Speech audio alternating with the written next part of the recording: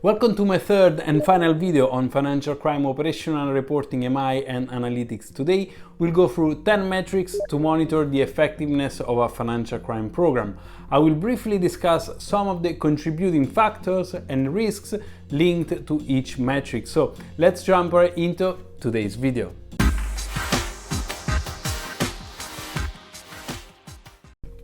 Well done for making it to part 3 of this video series on operational reporting, MI and analytics.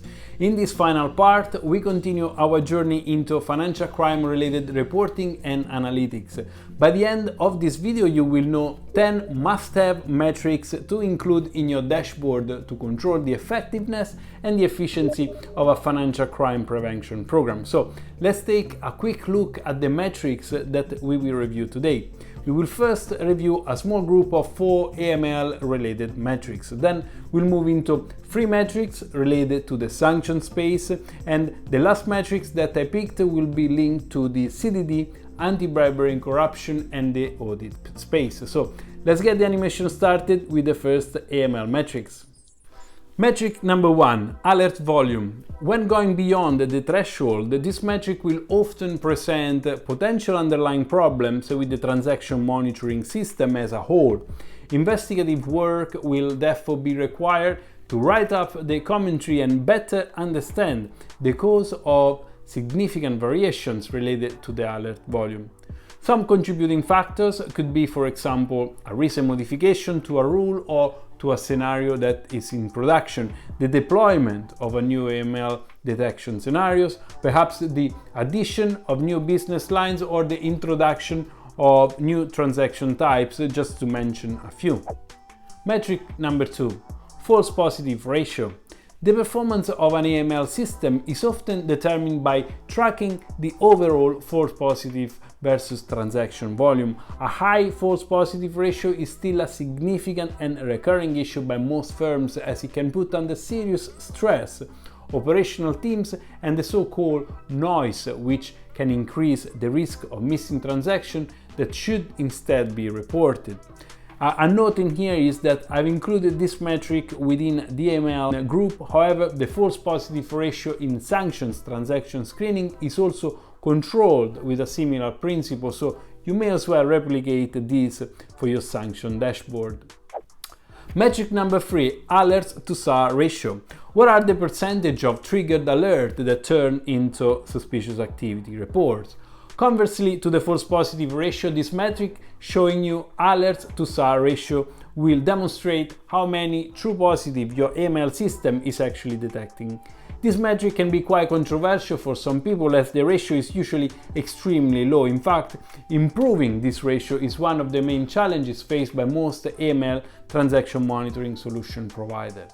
However, having this ratio below the agreed threshold should indeed concern senior management, as this can be a sign that the system used is not good enough at detecting true money laundering risks. When this metric goes red, should open the discussion of considering new systems, perhaps where the latest technology are used to produce better results. Metric number 4, SARs versus exit. The ratio of SARs versus exits of client can provide a good indication about tangible actions taken by the firm to terminate business relationship linked to confirmed money laundering activities. A low SARs to exit ratio can highlight the tendency of retaining too many high-risk clients. And on the other hand, a very high SARs to exit ratio can indicate that too many risky clients are already part of the portfolio, or perhaps the de-risking policy that is in place could be too strict. A deeper investigation by the compliance analyst could clarify the underlying reason impacting this metric. Let's now look into our sanctions-related metrics. But before we do that, if you are finding interesting the content from this video, remember to subscribe and press the thumb up to help this video spread more on YouTube. So thank you for doing that. Metric number 5, inbound messages versus rejects. Inbound payments in most cases are paid into the firm's customer account, so controlling the volume of messages rejected due to the sanctions reasons would help a firm better establish who their customers are doing business with. At first, some could think that figures from this metric are not that useful, mainly because not much can be done for transactions initiated by another financial institution, except from rejecting it. However, a qualitative rather than quantitative analysis of inbound reject would help compliance investigators understand if recurring patterns on customer expecting those payments can be identified and flag those accordingly should their sanctions exposure be seen as suspicious. Metric number 6. Outbound messages versus reject. Messages rejected in the outbound direction due to sanctions reasons are instead transactions initiated by the firm's customers. In this case, the financial institutions has more power to take action if needed. This is because outbound sanctions payments are linked to a specific customer or to a group of customers of the firm. Attempting to pay sanctioned entities or countries is illegal, and therefore, beside all the required regulatory reporting, the account manager will need to ensure those customer activities won't be repeated, and in some cases a review of those client relationships may also be required.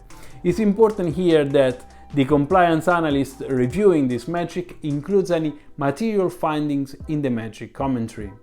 Metric number 7. Name screening confirmed match.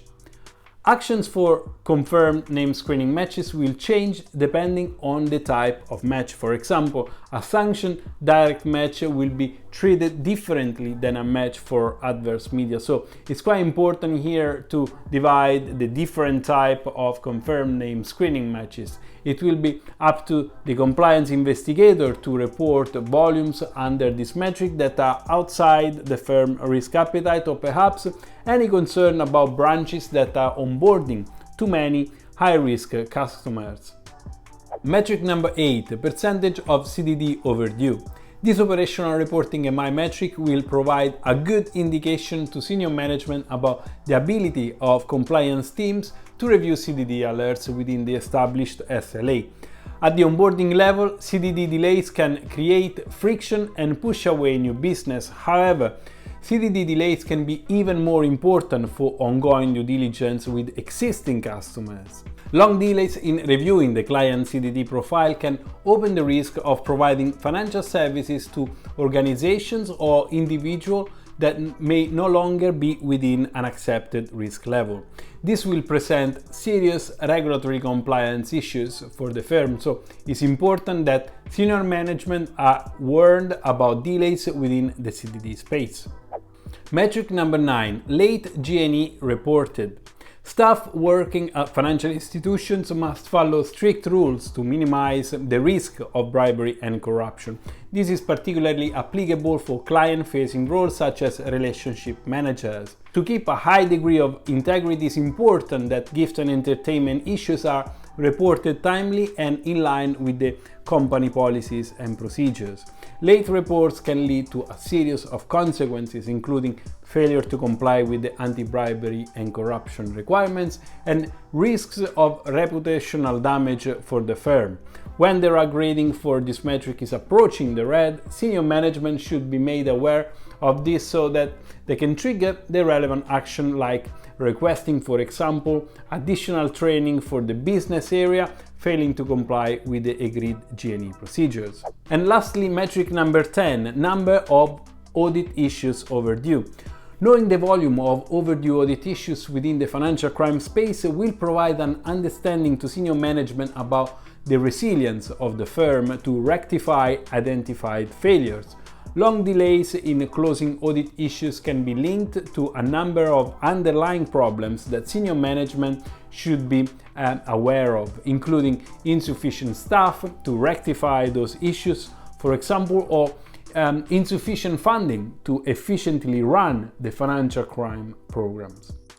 So those were the 10 metrics that I wanted to talk about. Besides those metrics, do keep in mind that, as mentioned in part 1 of this series on operational reporting, MI and analytics, all the qualitative analytics are often submitted to senior management within the objective to assess the effectiveness of a financial crime program. Of course, those metrics we just talked about today are only a portion of the metrics you should include for a fully functional financial crime program dashboard. I needed to make a selection for this video, but I hope this small sample can be a decent starting point for your new financial crime metrics. If you're keen for me to expand with more of those metrics, let me know by pressing the like button or by leaving a comment on this video.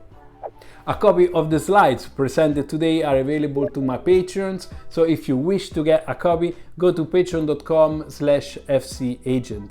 I'm also pleased to let you know that if you want to send a super thanks for the work that I do, you can now do so directly from this YouTube video. So with that, I'm at the end of part 3.